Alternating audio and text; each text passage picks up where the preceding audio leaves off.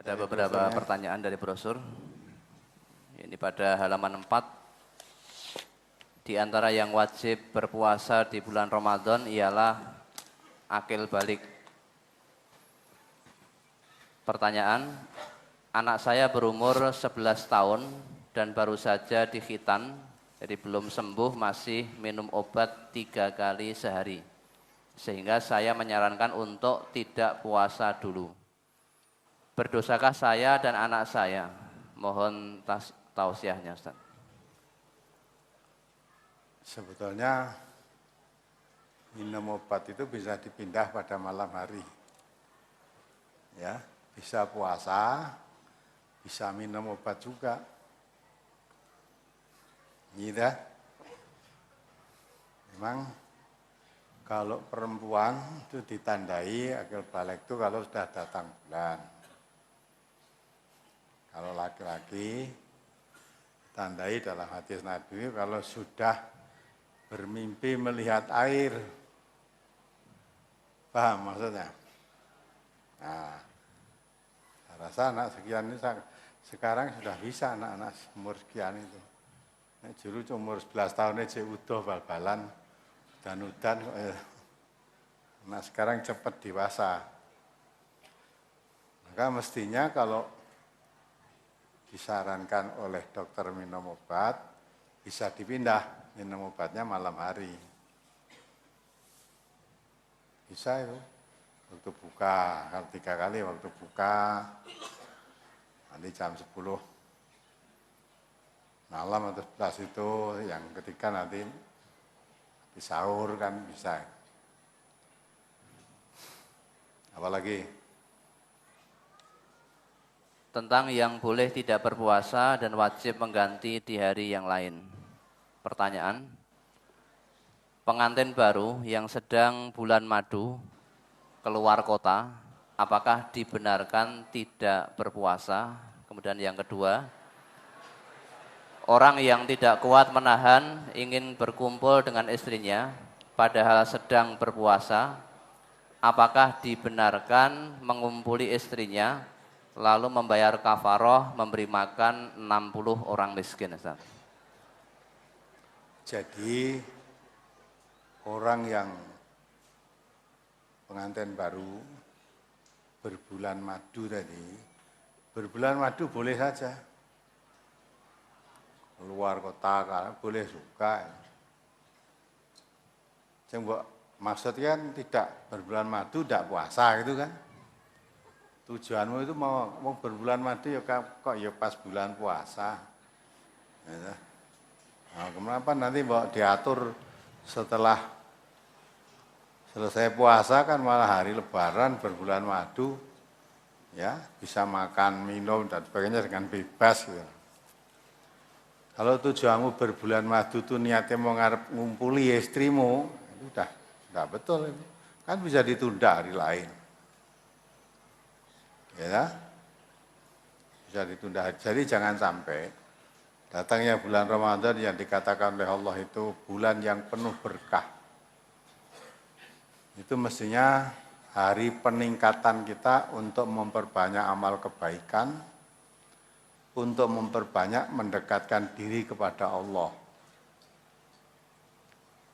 Di samping itu, mengapa bulan Ramadan dikatakan bulan yang penuh berkah? Karena pada bulan Ramadan inilah Allah menurunkan apa? Al-Quran. Syahrul Ramadan alladzi unzila fihil Quran.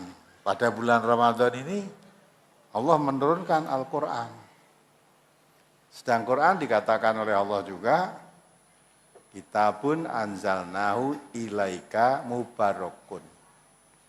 Jadi kitab Al-Quran itu diturunkan kepadamu Muhammad ini, Nabi Muhammad SAW, penuh berkah. Penuh berkah.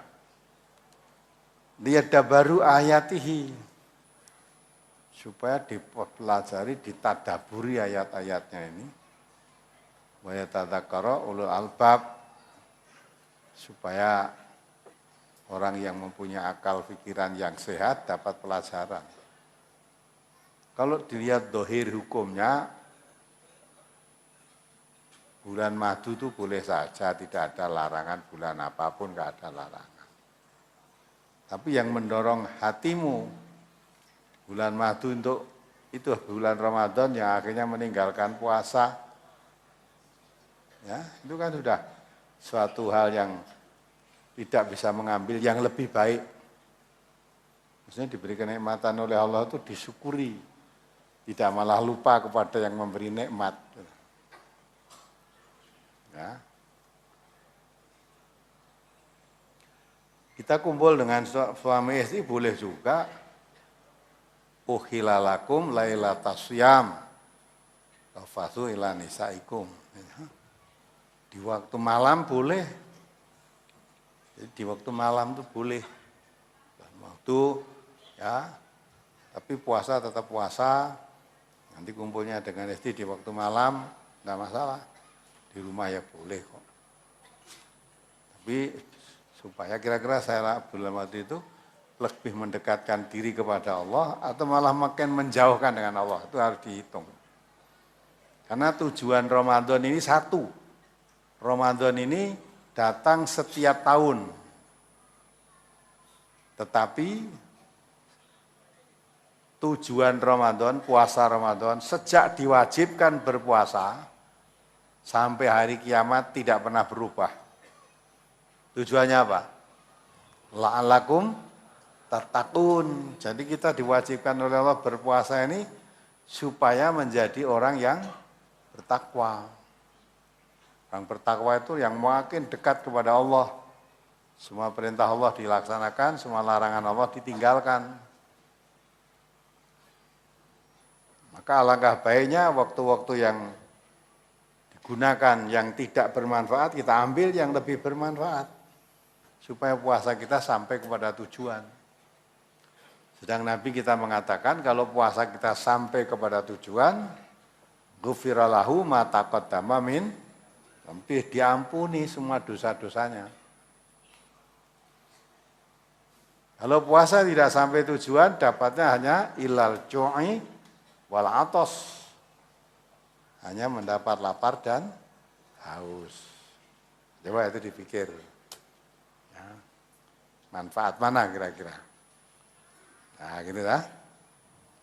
Kemudian yang kedua, apalagi nih? Tidak kuat nahan nafsu terus kumpul peh sugih wae. Tidak ngandalke sugih itu kuwi.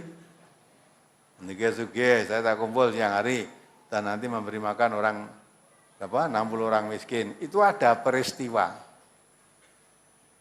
Zaman Nabi ada peristiwa. Siang hari laki-laki itu kumpul sama istrinya. Setelah terlanjur, tadi kan ya tidak bisa nahan nafsunya. Setelah selesai, baru dia merasa, wah celaka. Setelah selesai, celaka. Datang kepada Nabi, celaka ya Rasulullah. Mengapa? Saya mengumpuli istri saya di siang hari. Nah, terus turunkan itu tadi. Sedang kami berpuasa, siang hari puasa, yang ngumpul istrinya. Perintahkan kamu memberi apa itu? Makan orang 60 orang miskin tadi. Pertama itu merdekakan budak. Yang tidak punya. Yang terakhir memberi makan 60 orang miskin. Saya sendiri miskin ya Rasulullah. Sudah, akhirnya diberikan oleh Rasulullah. Bantung kurma, ya sudah ini. Bagikan tetangga-tetanggamu yang miskin itu.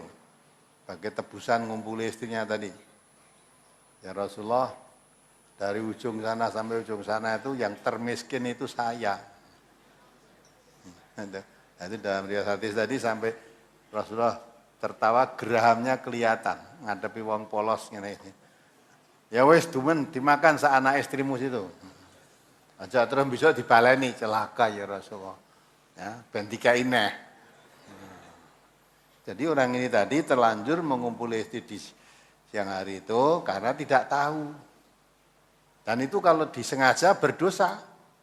Tidak tahu pun ada tebusannya tadi. Tebusannya terus makan tadi. Kalau disengaja tidak sekedar bisa membayar apa tadi denda, tapi dosa. Karena Allah sudah mengatakan uhillalakum lailatas syiyam rafatsu ila nisaikum. Dihalalkan istrimu di malam hari. Jadi kalau siang hari diharamkan. Maka kalau kamu sengaja mengumpuli istrimu alasan apapun di siang hari itu berdosa. Walaupun kami sudah membayar tebusan, kalau ini tadi orang tidak tahu masalahnya.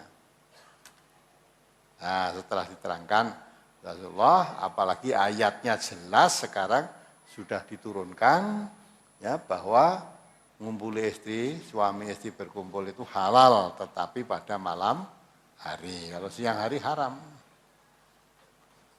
Apalagi Brosur halaman 10, hadis yang kedua. Faslu ma baina siyamina wa siyami ahlil kitabi aklatus sahari, rawahu Muslim.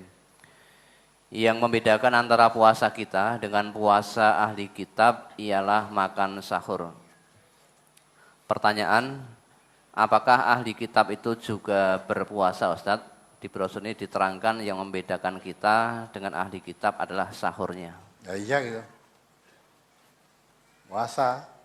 Wong kita diwajibkan puasa oleh Allah itu kutiba alaikumusiyam kama kutiba alal ladzina min qablikum. Kamu diwajibkan berpuasa seperti diwajibkannya orang-orang sebelum kamu. Jadi orang-orang yang beriman sebelum kita umat Islam ini juga sudah diwajibkan puasa. Kewajiban puasa. Ahli kitab ya punya kewajiban puasa. Hanya diterangkan oleh Rasulullah di sini, kalau berpuasanya orang ahli kitab tanpa sahur, kalau kita sahur, maka yang membedakan puasanya ahli kitab dan puasanya orang Islam itu membedakannya adalah makan sahur. Nah, sekarang kok banyak orang ahli kitab yang tidak puasa? Wong orang Islam tidak salat aja banyak. Ngerti nggak orang Islam nggak salat? Kamu tanya, agama apa? Islam, agama Islam. Yang tidak sholat ada enggak? Nah, apalagi tidak puasa, orang sholat aneh kok. Orang Islam tidak sholat itu ada. Orang Islam tidak puasa ya ada. Orang Islam tidak zakat banyak. Pokoknya ngaku Islam, anggap syahadat itu Islam. Kan itu kan? Nah, maka orang Islam itu kalau tidak ngaji, tidak ngerti. Padahal kita misalnya menjadi orang Islam di syahadat, waktu tadi anaknya khitan itu biasanya kalau dikhitankan di zaman di bong supit itu ya di syahadat. Kalau nikah ya di syahadat. Udah Islam. Ini udah sampai punya anak, punya cucu, ya mung syahadat tok ora salat. Apa ya Islam itu? Nah, lah ngaji kita ngerti, oh yang membedakan antara Islam dan kafir itu adalah sholat. Sekalipun ngaku Islam, KTP-mu ya ditulis agama Islam, kalau kamu tidak sholat, kamu kafir. Kata Nabi itu. Contoh lo, entah ngarepin ngafir ke wong, kupingmu rungokno. Nah, ngafir ke wong. Nabi yang mengatakan, yang membedakan Islam dan kafirnya seseorang adalah sholat. Kalau dia sholat, bu sholatnya ditampa Gusti Allah apa enggak, kita kan enggak tahu dia orang Islam. Tetapi kalau dia tidak sholat, kafir. Tidak sholat, kafir. Nah sekarang enggak usah mikir ahli kitab. Ya, dan yang kita ya puasa. Tapi ahli kitab yang tidak puasa, ya banyak, apalagi sekarang ini. Pikiran awakmu dewe maksudnya tubuh kita orang Islam itu sendiri. Orang Islam yang seperti ahli kitab itu ya banyak, ngakune ya Islam, kitab suci ini Quran, isine Quran ya ora mudeng, ya ora salat, ya ora poso, ya, pokoknya zakat itu banyak katanya. Banyak. Malah senengnya sesajen, nek delok agama ini Hindu mah, padahal sing seneng sajen itu agama Hindu diakoni, aku Islam. Lah kok ngono? Nek ora salat ya ini tetap Islam. Karena dia yakin yang masuk surga nanti hanya Islam. Ya. Mula KTP ini tulis Islam. Aja yang mlebu surga KTP ini. Wong sing Islam KTP ini kok. Apa ada gitu. Ya Allah rasa nganggo KTP Allah dah tahu. Kalau kita kan bisa ditipu dengan KTP. Kalau Allah enggak model KTP kowe KTP Islam apa sudah rasa didelok langsung ketok. Bangun dari kubur pertama kali tanyakan oleh malaikat nanti salat. Ya, salatnya bagaimana? Berarti tekone kok pangkatmu apa? Dhisik kowe ning donya pangkatmu apa? Keturunannya sapa? Pekerjaanmu apa? Kamu asalnya sugih apa melarat? Oh, enggak ditanya. Tentang salat ya ditanyakan. Menurut Nabi begitu. Fa in saluhat saluha sa'iru amalihi. Wa in fasadat fasadat sa'iru amalihi. Kalau salatmu baik, semua amalmu baik. Saya khawatir kalau memang salatnya baik, lulus menghadapi pertanyaan-pertanyaan lain, udah baik. Tapi kalau salatmu rusak, semua rusak amalnya. Maka dikatakan salat itu miftahul jannah, kuncinya surga itu salat. Dikatakan Nabi juga, as-salatu imadud din, tiangnya agama Islam itu salat. Ya. Faman aqomaha faqad aqomatin. Siapa menegakkan salat berarti dia menegakkan agamanya. Waman tarokaha faqad tarokatin. Siapa meninggalkan salat berarti meninggalkan agamanya. Kalau dulu orang salat sekarang meninggalkan salat ya sudah murtad dia berarti. Sudah meninggalkan agamanya. Itu ya, apalagi? Masih di halaman 10 tentang keraguan waktu sahur. Bila seseorang ragu apakah telah habis waktu ataukah belum, maka ia diperbolehkan makan dan minum hingga nyata-nyata baginya bahwa waktu sahur telah habis dan masuk waktu subuh. Firman Allah, wa kulu washrabu hatta yatabayyana lakumul khaytul abyadu minal khaytil aswadi minal fajr. Dan makanlah, minumlah, sehingga nyata kepadamu benang putih daripada benang hitam yaitu fajar. Pertanyaan, tadi kami sekeluarga bangun pada jam imsak, tepatnya imsak berkumandang. Kemudian kami cuci muka, terus ngambil nasi di piring. Sebelum kami makan, azan berkumandang dan kami tetap bersahur dengan makan nasi di piring walau setelah azan. Bagaimana tentang puasa kami yang perdana ini, Ustadz? Sah apa tidak? Lah sudah dengar azan kok makan itu gimana? Ya? Mestinya tadi imsak. Imsak itu masih boleh makan. Kalau tadi imsak itu saudara masih boleh makan. Mukanya rasa dicuci, yang penting makan gitu loh. Atau minum. Nah, sudah, cuci piring. Lah kok ndak cuci piringnya apa mau dalu berarti makan apa piringnya ya mung siji berarti mangan sore kae urung dicuci. Nah, langsung makan boleh. Ning ngerti, oh ini imsak sehingga waktunya tinggal ya beberapa menit lah, paling 10 menit itu. Ya, boleh makan. Aja barang imsak tuh radione pateni. Mangan. Ndak krungu wis imsake adzane subuh ge ndak krungu. Jadi imsak itu masih boleh makan, tapi kalau sudah adzan subuh baru dengar imsak terus nanti dengar adzan subuh, waktu itulah sudah masuk fajar. Dah tidak boleh. Jadi puasa itu dimulai dari waktu subuh. Maka untuk membedakan kalau kamu ragu masih ada waktu apa tidak, zaman dulu mudah. Bawa kamu benang putih. Ketika benang putih itu dibawa, dilihat di malam hari masih tampak hitam, oh berarti masih gelap. masih malam. Nanti kalau benang putih tadi yang tadinya tampak hitam sudah kelihatan putih, oh berarti sudah fajar. Habis waktu. Nah sekarang itu membedakan wangel loh. Jam pirawe putih ya ketok putih ya karena terang kok. Listrik ada. Ya. Nah, waktu dulu itu peteng enggak ada. Kalau malam hari enggak ada listrik enggak ada ya peteng. Ya. Kecuali kalau semua asmati total gitu ya. Peteng banget itu. Nah nanti kalau kamu bawa benang putih, benangnya aslinya putih. Masih kelihatan hitam, karena masih gelap, itu masih boleh. Tapi kalau sudah kelihatan putih, oh berarti sudah fajar ini, sudah masuk waktu subuh. Dan tidak boleh. Memang kamu boleh, walaupun sudah adzan, boleh minum. Itu misalnya sudah selesai, kamu ambil gelas, sudah di tangan mau minum, adzan, itu boleh diteruskan diminum.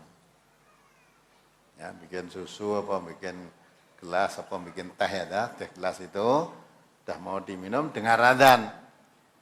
Tapi tadi sudah di tangan, adzan langsung diminum boleh. Nah, bagi kita nek mau ngombe susu sak gelas apa wis sahur? Dah sahur. Nek rong imbuh ping 3 rong sahur, Pak. Ada kata Nabi tadi, sahurlah walaupun ya dengan seteguk air. Jadi kita nanti mau kebiaran ora sahur mau ngombe susu rong gelas. Ngombe susu rong gelas gak urung sahur iki ya. Minum air seteguk itu sudah sahur. Jadi itu berkah. Nah, sudah selesai makan tinggal minum tadi. Sudah di tangan tinggal minum krungu adzan Allah Akbar langsung diminum. Boleh. Nah, ning aja kok ijek mangan suwe gelasnya dicekel terus. Nah, katanya kalau gelas sudah di tangan boleh diminum. Iya, memang sudah mau minum. Nah, diangkat gelas mau minum adzan, langsung diteruskan. Ini gelasnya dicekel terus. Nah, boleh. Ya, apa lagi? Istri saya haid hampir 14 hari, sampai hari ini masih haid.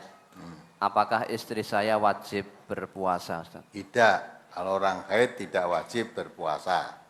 Orang nifas tidak wajib berpuasa. Nah, kalau haid 14 hari ya perlu diperiksakan dokter ahli.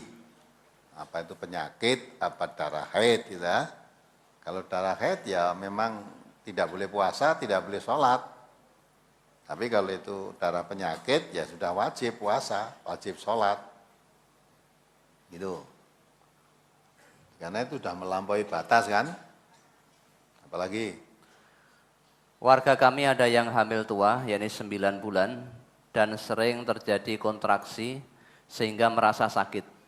Maka setiap kandungannya bergerak-gerak, ia terasa seperti akan melahirkan. Suaminya menanyakan pada saya tentang istrinya tersebut, bagaimana puasa istri saya. Maka saya jawab sebagai berikut. Istrimu tidak usah puasa, tapi dengan mengganti puasanya membayar fidyah kurang lebih 6 on, atau dibulatkan 1 kilogram akan lebih baik. Jika kurang lebih tanggal 12 melahirkan, karena prediksi dokter tanggal tersebut, maka setelah melahirkan juga boleh membayar fidyah seperti di atas. Ustadz, bagaimana penjelasan saya tersebut? Mohon pencerahan dan penjelasan. Apakah penjelasan saya sudah benar, Ustaz? Jadi orang yang boleh tidak berpuasa, kemudian ada yang wajib dengan mengganti puasa, itu orang sakit dan orang bepergian, serta wanita yang sedang haid, dan wanita yang sedang datang, apa itu nifas. Nanti diganti di hari lain. Kalau yang termasuk yutiqunahu, orang yang terasa berat karena berpuasa, dengan kondisi itu terasa berat puasanya, fidyatun ta'amu miskin. Gantinya tidak puasa tapi memberi makan orang miskin, fidyah. Termasuk di situ tadi contohkan wanita yang sedang menyusui, wanita yang sedang hamil. Kalau dengan menyusuinya, dengan hamilnya itu mengganggu puasa, terasa berat dalam puasanya, itu boleh tidak puasa. Tapi sekalipun saya hamil, sekalipun saya menyusui, untuk puasa ya biasa saja, itu tidak ganggu apa-apa, ya enggak, namanya tidak termasuk berat. Nah, kalau sudah puasa hamil 9 bulan, kontraksi, itu ibu yang hamil itu anaknya kontraksi ubah-ubah itu seneng malah. Ya, hamil 9 bulan kok anaknya kok ora tau ubah malah susah itu. Ki jane jek apa ora. Nah, kontraksi, kalau kontraksi serasanya kok seperti melahir, memang 9 bulan itu sudah saatnya lahir. Nah, kalau memang dengan begitu digunakan puasa terasa berat, nanti kalau sudah tidak puasa makan dan sebagainya, kontraksi barang enak ora loro. Ini kontraksi itu ya sakit. Ya, puasa atau tidak puasa ya sakit gitu. Jadi kesimpulannya, yang boleh tidak berpuasa itu kalau dengan keadaan itu puasanya menjadi berat. Kalau tidak berat ya tidak. Ada kok ibu-ibu itu kadang-kala puasa baru 1 bulan wis ngiler terus, teler terus ora anggere tangi muntah, berapa muntah ya, ndak mau makan nasi, nggak mau sing jujur pentil pelam bae. Nah, itu kalau memang kondisinya begitu, bagaimana? Namanya ibu hamilnya ini gua tempolong itu terus. Nah, ngono iki puasa kan ya berat, kering tenggorokannya. Tapi ada ibu yang hamil sejak 1 bulan sampai melahirkan tuh tegas wae. Ya wong Jawa ngandake ngebu. Mbahku hamil ngebu, aku ngebu kaya kebu ora nganggo nyidam gitu. Wes tenang, makan suket atau makan apa nek kebu itu ya. Kebu kalau ibu-ibu ya apapun dimakan enggak terasa apa-apa. Puasa bulan Ramadan penuh ya puasa, ya sahur buka seperti biasanya kuat, itu namanya tidak termasuk yutikunahu. Nah, maka yang tahu ibu itu sendiri. Kontraksi itu tidak selalu.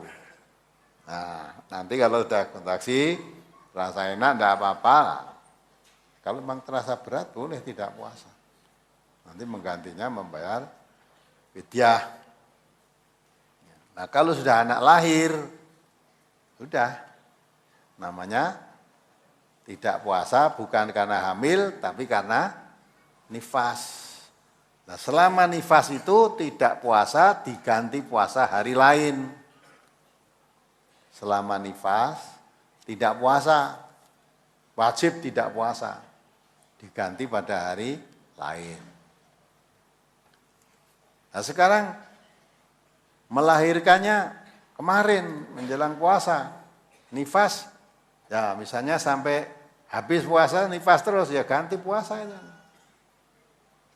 Ya, tapi kalau melahirkannya sudah kemarin 1 bulan yang lalu nifas sudah selesai, sekarang puasa menyusui.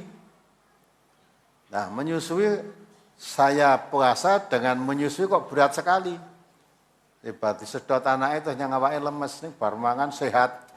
Oh, berarti itu untuk berpuasa dengan menyusui itu terasa berat.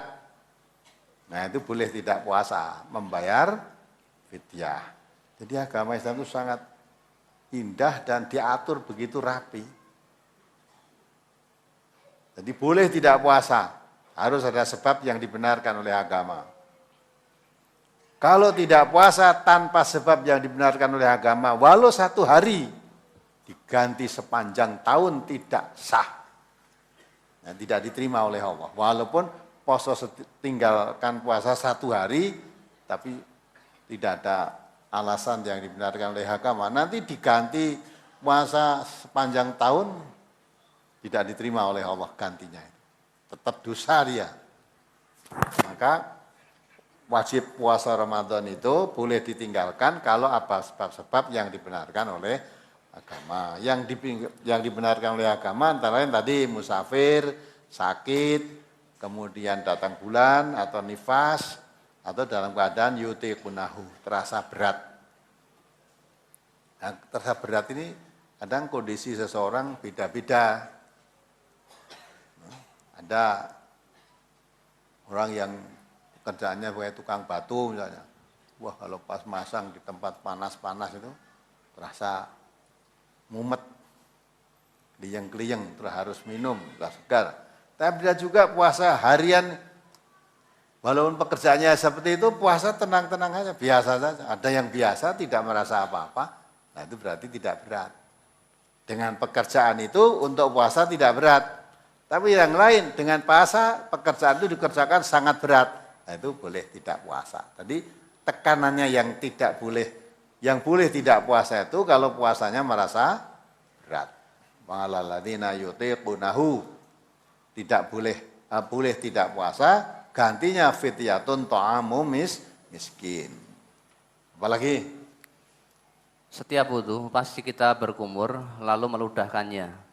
Tapi masih ada sisa air dalam mulut kita sedikit. Apabila kita telan, apakah membatalkan puasa? Harus dipel. Ya, kumur dipel. Boleh ke kanebo apa-apa gitu loh, dari garing.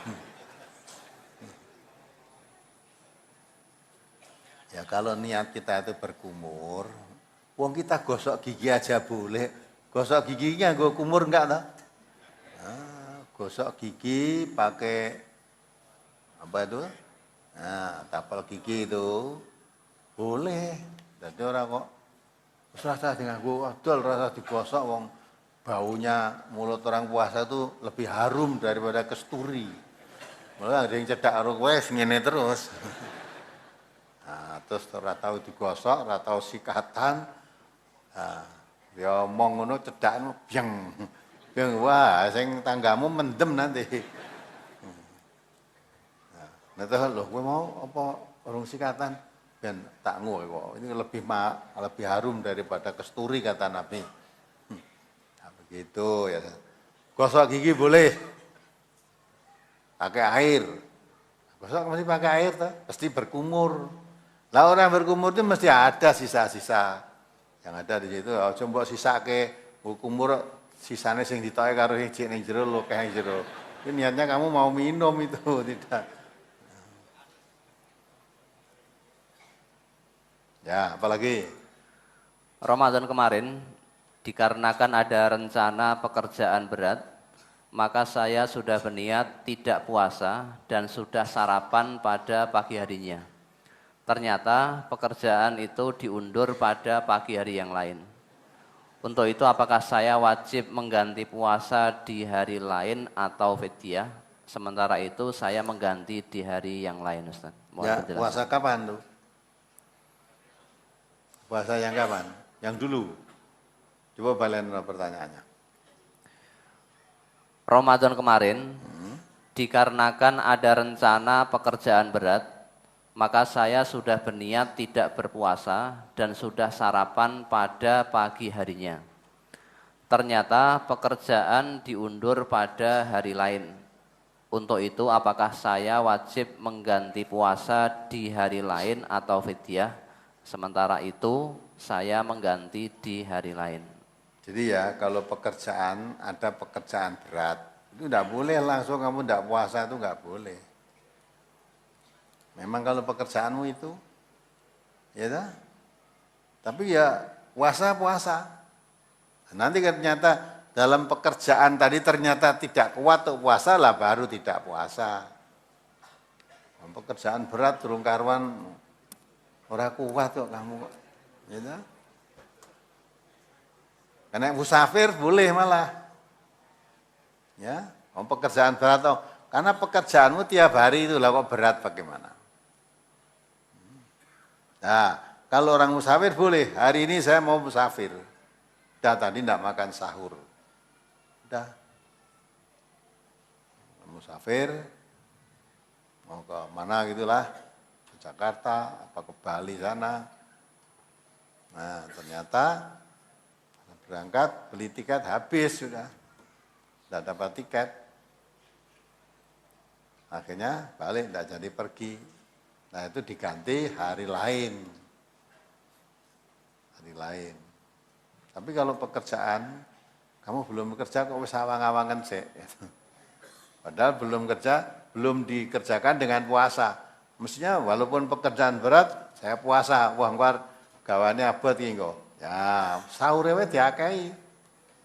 Minumnya dibanyaki, ya. Oh ternyata kuat, alhamdulillah besok puasa lagi. Nah, kalau ternyata dalam kerja berat tadi ternyata terasa wayah sekali, teler banget lah. Jadi rekoso, yutikunahu tidak berarti tidak kuat ya.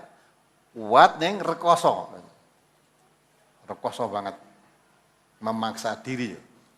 Nah gitu, oh berarti dah ini saya dengan puasa berat, dah karena pekerjaan akan seperti itu saya hari ini dah tidak puasa. Nah gitu, ini belum genah pekerjaannya, kaya ngopo wis menyerah dulu sebelum dikerjakan. Nah. Apalagi? Mohon dijelaskan yang lebih terang lagi tentang yang boleh tidak berpuasa dan hanya mengganti fidyah tanpa harus mengganti puasa di hari yang lain. Sebab hal tersebut sangat limit sekali perbedaannya, yaitu tentang pekerja berat. Dalam hal ini, pekerja berat yang rutin atau pekerja berat yang hanya dikerjakan saat itu, yakni hari itu saja, juga boleh tidak berpuasa dan mengganti fidyah. Jadi pekerja berat yang rutin, itu dia tahu tuh pekerjaan harian saya ini, udah tahu itu. Satu contoh, saudara-saudara kita yang menjadi pengendara becak, itu pekerjaan berat apa tidak? Ada yang mengatakan itu berat, ada yang mengatakan tidak. Memang setiap hari pekerjaan saya itu, tangguh poso ya tenang aja, kuat saya. Nah, nanti kalau udah jam 12, sudah istirahat, mandi-mandi, ya udah seger lagi. Nah, tapi ada yang memang kalau pengendara becak kerap dapat angkutan, itu tidak kuat dia. Berarti pekerjaannya saya sudah tahu yang pekerjaan itu. Kalau saya kerja becak ini nanti, ya kalau dapat angkutan, ya beberapa kali ya tidak kuat. Tapi kalau tidak kuat. Nah, berarti memang pekerjaan itu jenis pekerjaan berat, pekerjaan itu. Kalau memang sudah biasa dilakukan, ternyata berat sekali untuk berpuasa. Berat. Ya kuat nih rekoso banget. Nah itu berarti termasuk yutikunahu. Ya, termasuk orang yang berat berpuasa. Itu hariannya. Nah kalau pekerjaan harian sudah begitu tahu pekerjaan ini begini itu saya kuat apa tidak, rekoso apa tidak sudah tahu. Itu kan? Nah kalau pekerjaan yang tidak tentu tadi pekerjaan apa misalnya? Yang penting itu yang tahu dirinya sendiri-sendiri. Kalau memang mengerjakan sesuatu pekerjaan berat dan digunakan untuk puasa terasa sangat berat, ya sudah tidak usah puasa. Ganti fidyah nanti. Ini pekerjaannya di sawah misalnya. Tukang apa itu? Ngerek apa? Pari itu. Kebetulan panas. Panas sekali di situ. Nah ngerek pari kan ya tiap hari toh. Paling ya waktu panen. Nah itu. Wah, di situ. Ternyata kepanasan dengan puasa itu tenggorokan sangat kering, haus. Terus tidak kuat atau rekoso, itu boleh. Walaupun pekerjaan tiap harinya bukan itu. Jadi di mana kamu melakukan pekerjaan yang kamu kerjakan itu, kemudian terasa berat dengan berpuasa, walaupun kalau dipaksa-paksa ya kuat, tapi sangat berat, itu boleh tidak puasa. Itu indah kan? Dari Islam memang tidak memberatkan kok. Yuridullah bikumul yusra, wala yuridu bikumul usra. Nah kalau lapar, saya kalau puasa lapar itu, kalau siang ya haus, buat saya tidak bekerja pun ya lapar haus. Lah nek kowe poso kok ora lapar kuwi jenenge ora poso. Ya, kalau puasa lapar haus itu memang puasa itu menahan lapar dan menahan haus. Wis lapar haus untuk kerja keras lah, ndak kuat kamu.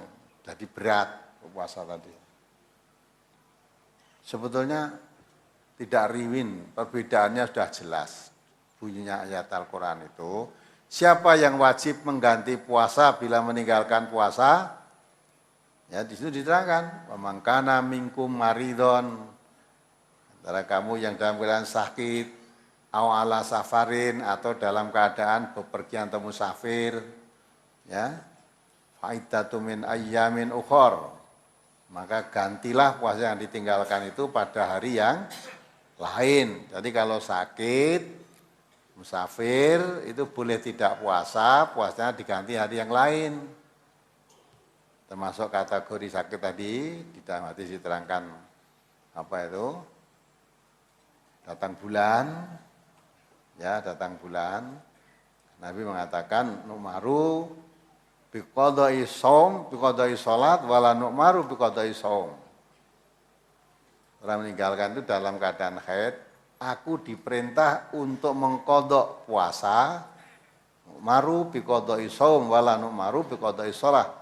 Saya diperintah untuk mengganti puasa, tetapi tidak diperintah untuk mengganti sholat. Jadi wanita yang datang bulan, puasa yang ditinggalkan itu diganti di hari lain. Sholat yang ditinggalkan tidak usah diganti. Karena yang wanita datang bulan atau nifas itu tidak hanya puasa yang tidak boleh, sholat pun nggak boleh. Lah puasanya harus diganti, sholatnya tidak. Maka kodok sholat itu tidak ada. Itu ya, itu tadi yang diganti di hari lain. Selain itu, walaladzina yutiqunahu fityatun ta'amu miskin. Adapun orang-orang yang berat melakukan puasa, maka tidak mengganti, ngomong puasanya berat, tidak puasa, tidak mengganti, tapi diganti dengan membayar fidyah, memberi makan orang miskin. Nah diterangkan dalam hadis tadi, termasuk wanita yang sedang menyusui. Itu biasanya berat untuk menyusui itu. Nah, dan orang yang memang pekerja-pekerja berat itu tadi. Kalau untuk puasa tidak kuat lah. Maka kalau bapak pekerjaannya berat, kalau berpuasa sangat rekoso, sedangkan kebutuhan untuk makan minum dijaga ke selain dirinya juga anak istrinya, sudah kerja keras. Saya tidak puasa tapi nyarikan makan, mencarikan nafkah untuk anak dan istri. Kalau saya sendiri puasa nanti hasilnya tidak maksimal. Mau keluar tukang beca metu kok lagi metu kok ngomah sedinoe ngangkut siji tok. Arep pindho wah wis ora kuat aku. Hasil dibayarannya selawe. Nah, berarti kamu dari tukang beca ora kuat. Enggak kuat. Tukang beca iki nek wong lagi medun, enek wong numpak aneh seneng medun lah kok ngedunke wong penumpang, ada orang mau naik lagi, wah pun mboten kuat kula. Wis mulih wae turu no. Kok ning omah dijagake aku lah kok ketoke nyambut kene ya sejak pagi. Ora entuk duit tok Bu, lah kowe turu. Ya, enek wong numpang mbok balekke. Kenapa? Tidak kuat tadi. Maka ada yang kata, golek duit. Nek sasi poso aku ora kerja. Tak nggo poso tok. Ah, boleh begitu ya boleh. Ya. Boleh. Kerja keras, boleh. Udah puasa, untuk puasa tidak usah kerja. Kebutuhan makan sahur dan bukanya dicukupi kemarin kerja keras sebelum puasa. Itu ya boleh. Ini pas-pasan kerja sehari, habis sehari, kerja sehari, habis sehari. Atau rapor terus tidak kerja selama 30 atau 29 hari. Ya. Tapi ya nanti puasa nih, anak istrinya.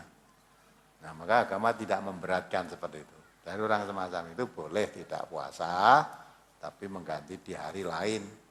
Maka orang satu persatu tidak boleh menilai puasanya seseorang. Puasa itu untukku kata Allah. Ya. Kata Nabi mengatakan bukan puasa itu untuk Manusia nggak boleh. Jangan delok gagahe, wah gagahe ono ora poso. Islam ning ora poso. Dia itu orang musafir. Orang musafir coba delok gagah. Ya, tapi dia itu musafir. Orang musafir itu sekalipun gagah, kuat puasa, boleh tidak puasa. Ya, maka kalau ada peraturan di suatu daerah, ya, tidak boleh jual makanan di siang hari puasa, itu ngerkasake awake dhewe. Itu nyalahi aturan agama. Ya, nah, orang musafir itu boleh tidak puasa. Misalnya kamu dari Jakarta atau dari Sulawesi datang ke sini, harinya puasa. Bila di Solo ini kalau siang nggak ada orang jualan makanan, nggak ada orang jual makanan, nggak boleh jual makanan. Nah kamu mau tidak puasa mau makan apa? Di sini nggak ada orang jual makanan ditangkap, tutup. Maka orang jual makanan itu boleh saja. Oh, mari mengin-mengini sing poso no gitu. Nek poso nek jual makanan kepengin medoto. Aja poso gitu, ora poso ya entuk kok. Lah wong jenenge poso kok. Karo wong makane kepengin. Kantor-kantor ya begitu. Kantor-kantor biasanya keluar air teh buat tiap siang hari. Setelah bulan puasa ndak ada. Semua nggak boleh. Keluar teh nggak boleh. Padahal di dalam kantor itu ada yang Kristen, ada yang Islam. Lah, yang Kristen, yang bukan orang Islam, ya Kristen, Hindu, apa ya pokoknya bukan Islam. Dia tidak berkewajiban puasa. Nah, maka tidak disiapkan minuman ini bagi yang puasa supaya tidak minum. Lah, bagi yang tidak puasa ya biasa minum, ya silahkan.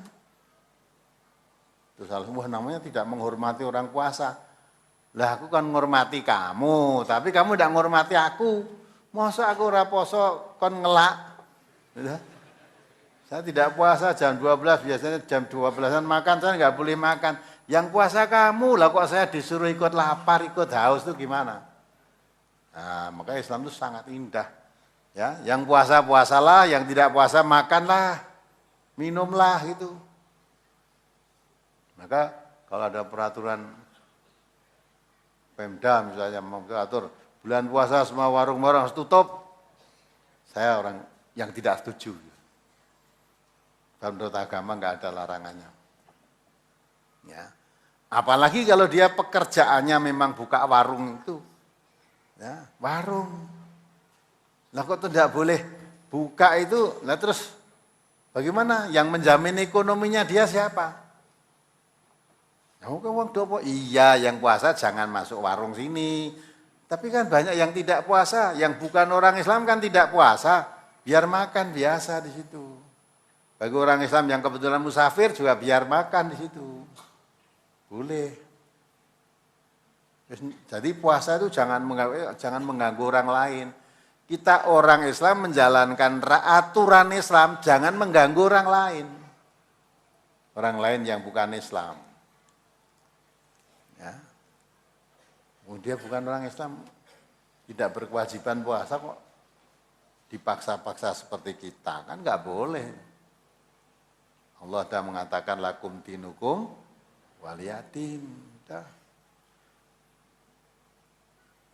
Ya, apalagi sehubungan dengan brosur pada halaman 8 yang yaitu orang yang sakit menaun yang menurut ahli kesehatan sulit diharapkan kesembuhannya atau walaupun sembuh tetapi memakan waktu yang lama sekali.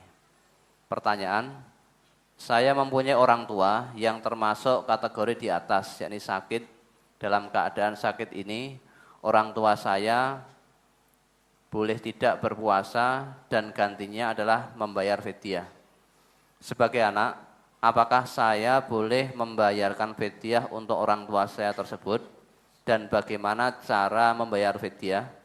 Apakah memberi makannya itu 1 hari 3 kali atau sehari sekali saja, sekali makan kenyang, Ustaz? Kalau kamu sebagai anaknya boleh membayar fidyah. untuk ibumu, untuk memang anak orang tuamu jadi tanggunganmu kok. Boleh. Lah memberi makan itu tidak sembarang makan, ya. Fityatun toh kamu miskin, beri makan orang miskin, mau kamu kasih roti saya. Pokoknya pangan toh, kasih roti satu, wes sedino. Ya, padahal maksudnya beri makan itu makan yang biasa kamu makan. Kalau umumnya kalau kamu makan sehari 2 kali ya 2 kali, kalau kamu 3 kali ya 3 kali. Sehingga yang saya berikan pada orang miskin itu seperti yang saya makan. Gitu lah. Jadi diberikan makan pada orang miskin sebanyak berapa kali kamu makan. Tidak hanya sekali saja. Apalagi? Apakah orang yang sudah divonis punya penyakit epilepsi itu boleh tidak berpuasa Ramadan, Ustaz? Lah kalau epilepsi itu kan tidak setiap saat kumat. Dan epilepsi itu kalau keberatannya apa? Kalau dia pas kambuh begitu apa andai kata puasa apa puasanya batal? Batal enggak? Tidak batal. Ya bar kambuh itu ya sadar puasanya diteruskan. Nah kecuali kalau bar kumat itu mesti yang awak gemeter terus tidak penak bareng minum panas atau makan sembuh pokoknya gitu ya. Ya berarti kena sakit tadi. Ya, sakit. Kalau sakit gantinya di hari lain. Orang epilepsi itu kambuhnya kan sewaktu-waktu tidak setiap hari kan tidak. Nah, kalau dia pas kambuh itu aja, kalau memang jenenge sakitnya kambuh berarti dalam keadaan sakit, maka boleh tidak puasa. Nah kalau tidak puasa terus bagaimana? Dia termasuk kategori sakit, maka faidatu min ayyamin ukhor, ganti puasa di hari lain. Apalagi? Orang yang sakit berobat lama, misalnya pengobatan TBC selama 2 tahun dan tidak berpuasa, apakah harus membayar fidyah atau mengganti di hari yang lain, Ustaz? Jadi ya, di dalam Al-Quran tadi sudah jelaskan. In kuntum mardo au ala safarin. Kalau kamu sakit atau musafir tidak puasa, maka diganti puasa di hari lain. Di hari lain. Nah dia pengen sih hari obat selama 2 tahun. Tadi kalau masa itu bisa diatur. Obat tetap makan. Ya biasanya obat kalau tidak puasa makannya di pagi siang, bisa diganti makannya di waktu malam. Bisa ini. Dileh makannya, wong siang puasa kan, dan nanti makannya obat malam. Ya gitu. Apalagi obatnya dimakan sesudah makan, diminum sesudah makan. Gitu. Ya kan puasa kan ya tidak makan, maka nanti bar buka lah baru nanti minum obat. Kalau sehari 3 kali, ganti semalam 3 kali. Nanti malam hari jam 11. Jam berapa gitu ya, makan dulu terus baru minum obat. Atau yang terakhir, yang ketiga nanti sahur, pas sahur minum obat. Tidak masalah. Jadi kalau itu bisa diatur perpindahan makannya, kemudian dipindahkan juga pengobatannya, mengikuti pindah waktunya. Gitu. Jadi jangan malah selorot atau raposo sisan gitu. Gitu ya. Kalau memang bisa diatur puasa, tidak mengganggu jadi tidak menambah sakitnya, ya, tidak memperparah sembuhnya ya puasa. Tapi saya puasa harus makan obat, maka makannya nanti di waktu malam dipindah. Apalagi? Tentang zakat fitrah, Ustaz. Saya imam masjid, tahun kemarin saya diberi 2,5 kilogram beras zakat fitrah. Mulanya saya tidak tahu kok saya diberi zakat. Setelah saya tanyakan kepada panitianya zakat, kenapa saya diberi zakat? Jawab panitianya, karena bapak imam. Kemudian saya berpikir, apakah saya yang disebut fi sabilillah? Pertanyaan, apakah betul sikap seperti itu? Apakah imam masjid itu bisa disebut fi sabilillah? Halalkah zakat yang saya terima itu, Ustaz? Kalau Bapak tidak termasuk mendapat zakat, hak zakat, nah mestinya dibalik. Ya, oh saya tidak punya hak ini, nah, ini balikan.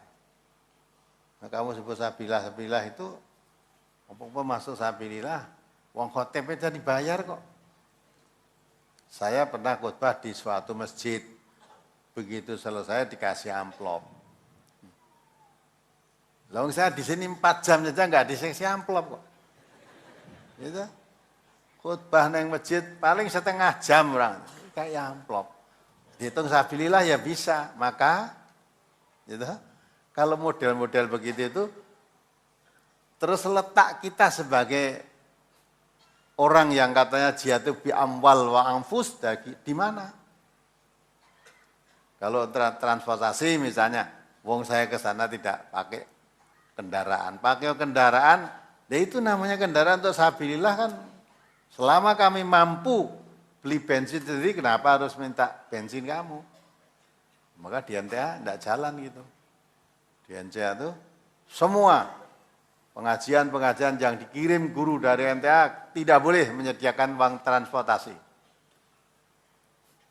Baik yang ke Pontianak, ke Palangkaraya sana, ya. Kemana tadi yang bapak-bapak tadi ada yang dari jauh tadi. Dari Rio, ke Rio sana. Di Rio itu sudah ada MTA di sana kalau bapak tadi misalnya belum tahu. Di Kampar sana sudah ada Kabupaten Kampar. Nah, di Kabupaten sana Pekanbaru sudah ada MTA di sana. Malah ini sudah ada 3 binaan lagi, Pak, katanya sudah diajukan minta diresmikan nanti daerah Rio semua itu. Semua guru dikirim dari sini, enggak ada uang transportasi dari sana, enggak ada. Ya, maka MTA itu memang sudah sejak awal ditetapkan MTA itu lembaga dakwah, ya kan? Sedang Allah pesan kepada nabinya, qul la as'alukum alaihi ajran. Katakan Muhammad, saya tidak minta upah atas dakwahku ini. Jadi Nabi berdakwah itu disuruh menyatakan oleh Allah tidak minta imbalan apapun dari kamu. Yang diharapkan apa? In ajriya ila ala rabbil alamin. Yang saya harapkan saya dakwah ke sana kemari itu diberi balasan, diupahi oleh Allah. Kalau malah masang tarif. Nah, maka dakwah di mana-mana lumpuh itu karena apa? Rakuat bayarmu balik ya. Rakuat bayarmu balik ya. Padahal saat giliran pengajian, tarifnya kalau jauh itu berapa juta. Padahal gue saya ngumpul ke nggo bayar mubalike kowe jek ngupengke tampah. Enteko bareng, wah ora cukup iki. Wis ditunda wis sok ben. Kalau MTA enggak, syaratnya ngaji dibina MTA, setiap waktu ngaji datang ngaji. Kamu tenanan, kita tenanan. Masalah ongkos pulang pergi jangan kamu pikir. Gratis MTA itu. Mubalek dikirim kemana-mana itu gratis semua. Karena MTA sudah punya pesawat terbang, ya, punya kereta api, punya bis. Nah, tinggal kita naik aja, kamu nggak usah ngurusi bayarannya. Yang ngurusi bayarannya kan kondekture karo. Nah.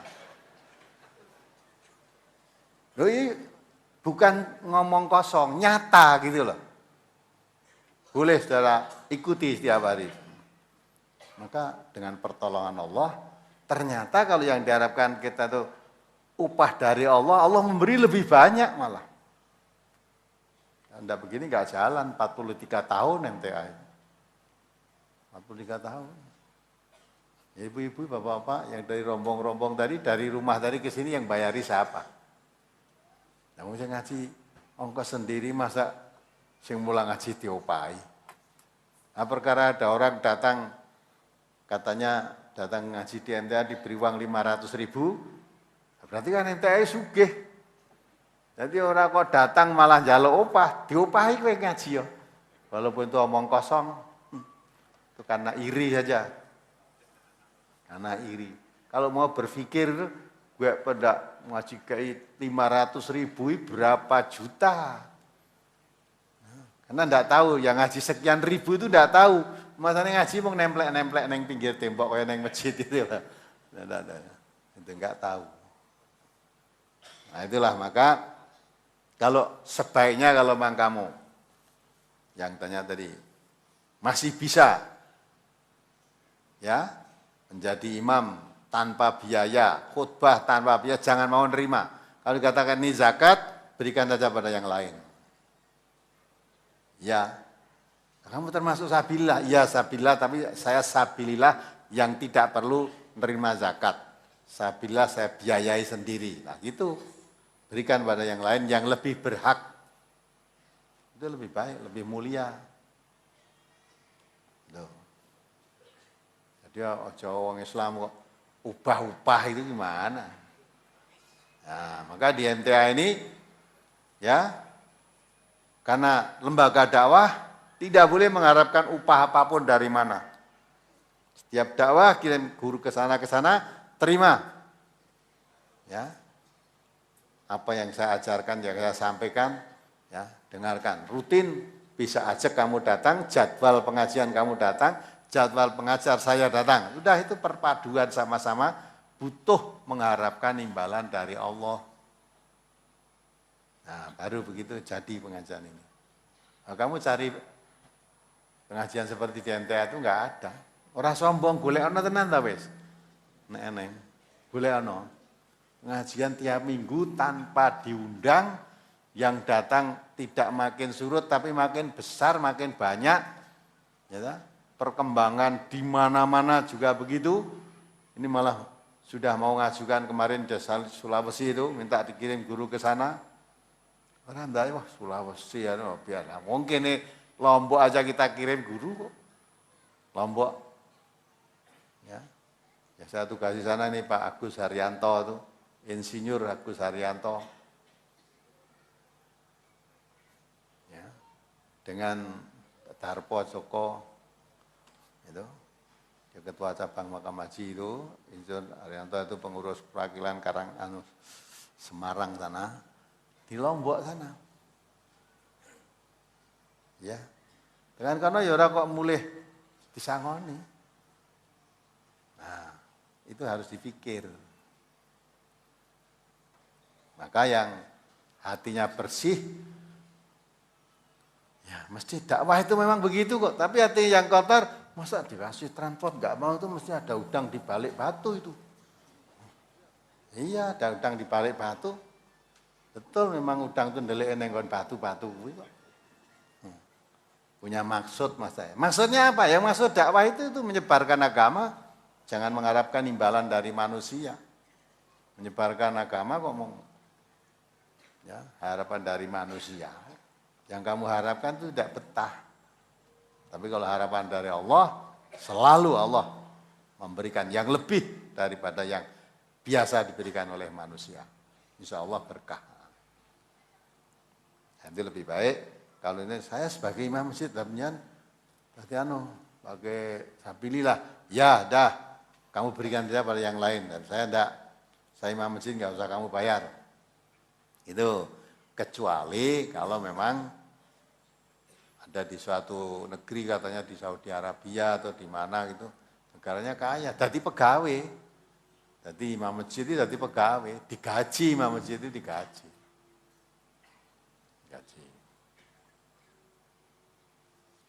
Apalagi ketentuan fidyah itu apakah berupa beras, uang, apa makanan yang sudah dimasak? Kalau beras berapa kilo, kalau uang apa seharga beras? Kemudian yang kedua, membayar fidyah bagaimana kalau di luar Ramadan, yakni nunggu panen atau hutang dulu, Ustaz? Nah ini kayak Bani Israel ya gini nih, mempersulit diri. Bani Israel itu disuruh Nabi Musa suruh menyembelih sapi betina. Ente kok tekon, sapinya umur berapa? Rupanya apa? Ya tak? Sudah dipakai untuk membajak atau belum? Nah itu kan sulit. Ada fidyah memberi makan orang miskin. Itu kan penak tadi. Apakah mau beri makan dimasak sisan mateng sampai itu karimangan? Atau diberi makanan mentah biar dimasak sendiri untuk cukup 1 hari?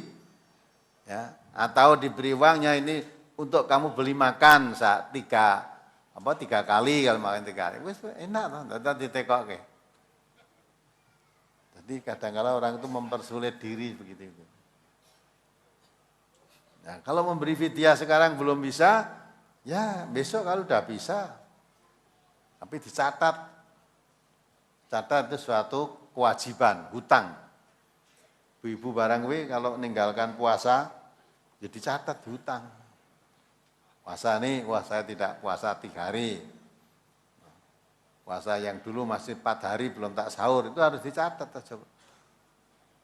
Bareng hutang kan radi sahur tekan bakdo meneh puasa lagi, wah sing dempel cek telu urung tak sahur wis puasa meneh. Dah mohon pada Allah aja pemutihan. Enggak ada model gitu. Mang utangnya jangan nganti lali, utang itu wajib dibayar. Ya. Jadi kalau ibu meninggalkan puasa karena datang bulan seminggu, masa 1 tahun seminggu tidak terbayar itu? 1 tahun. 1 tahun itu 360 hari, Bang. Kurang lebihnya lah. Nah, kalau 7 hari aja tidak terbayar itu gimana? Ya, itu memang tidak ada niat. Memang orang itu biasanya semangat utang, semangat bayar itu semangat mana? Semangatnya utang.